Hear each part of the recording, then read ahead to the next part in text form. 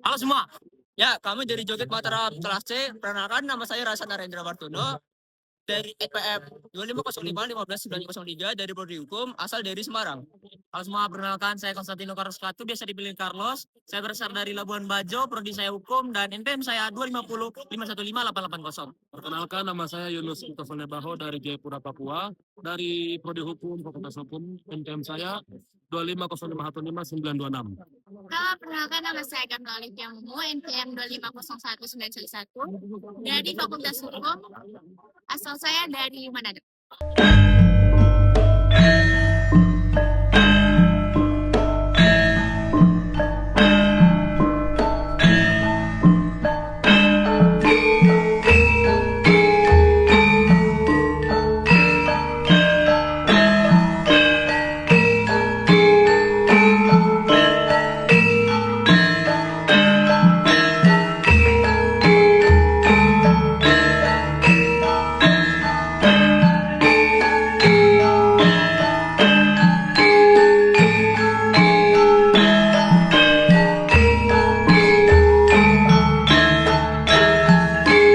Subasito adalah unggah-ungguh, tata krama atau sopan santun.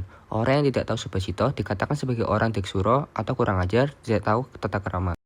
Pertama, etika subasito mengantuk dan menguap. Pertama, menurut subasito Jawa, mengantuk saat hadir dalam pasemuan pertemuan dikatakan saru, mengantuk, dan menguap. 2. Dalam bahasa Jawa, menguap disebut angop. 3. Menguap terkait erat dengan kantuk. 4.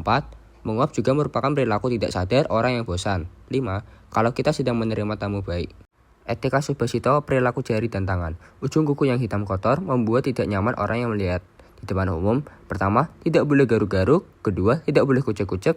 3. Tidak boleh mengorek lubang telinga. Dan 4. Tidak boleh mengupil. Halo semua, perkenalkan nama saya Konstantino Carlos Katu, biasa dipanggil Carlos. Saya merupakan mahasiswa Fakultas Hukum dan dengan nomor NPM 250 515 880. Dan di sini saya akan memberikan kesan dan pesan dan juga pendapat saya mengenai jogis.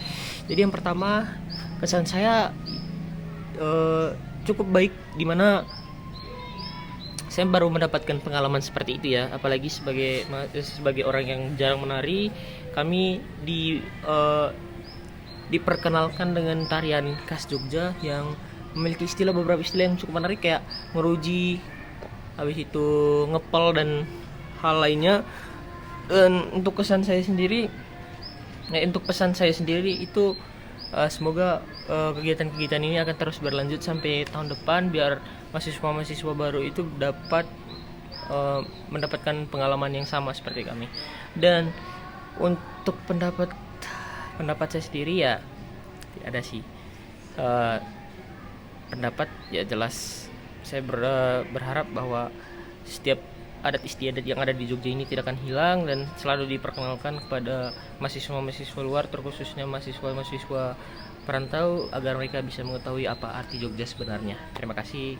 Wassalamualaikum warahmatullahi wabarakatuh.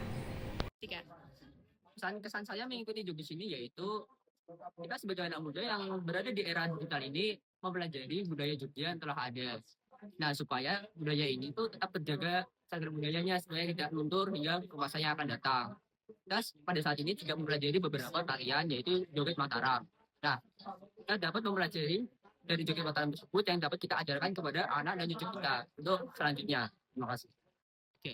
Kesan-kesan saya selama mengikuti jogis ini, saya merasa seru, asik, dan lumayan sulit untuk mempelajari tariannya, tapi nagih. Dan untuk yang memberikan arahan untuk mengajar itu sangat baik. Baik, kesan dan pesan setelah mengikuti program Jogja Istimewa, saya sangat senang karena saya dapat mempelajari Joget Mataram secara langsung dan secara mendetail. Tentu cukup susah di awal, namun pada akhirnya ketika semakin dipelajari ternyata semakin mudah dan semakin asik dipelajari. Sekian dari saya.